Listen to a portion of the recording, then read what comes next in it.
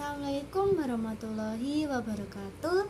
Perkenalkan, nama saya Nora Sani dari kelas 7C nomor absen 30. Saya akan menceritakan cerita fantasi dengan berjudul Pohon Pembawa Hujan. Di suatu hari, ada sebuah desa yang mengalami kekeringan air. Ada seorang gadis yang imut dan lucu sedang mencari air untuk adik dan kakaknya di desa sebelah. Gadis itu bernama Hamlet. Di sepanjang perjalanan, ia bertemu nenek tua yang sedang kelaparan dan meminta makanan ke Hamlet.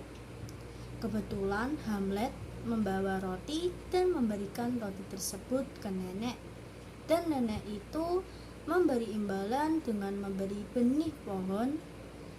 Awalnya Hamlet menolak, kan desanya sedang kekeringan.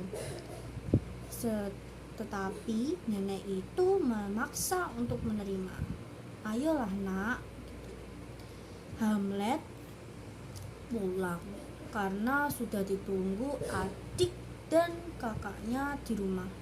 Aku harus pulang nih karena sudah sore, ujar Hamlet. Setelah sampai di rumah, ia langsung pergi ke kebunnya dan menanam benih tersebut bersama adiknya. Keesokan hari, Hamlet dan adiknya terkejut. Wah, kok sudah tumbuh aja nih pohonnya?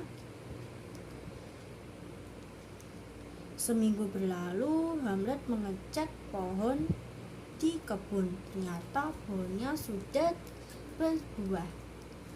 Wah, waktunya panen ini, ucap Lala, adik si Hamlet. Hamlet dan adiknya senang dan lalu memanen buah pepaya tersebut. Buah itu adalah pepaya. Tak lama kemudian, setelah mereka panen, hujan pun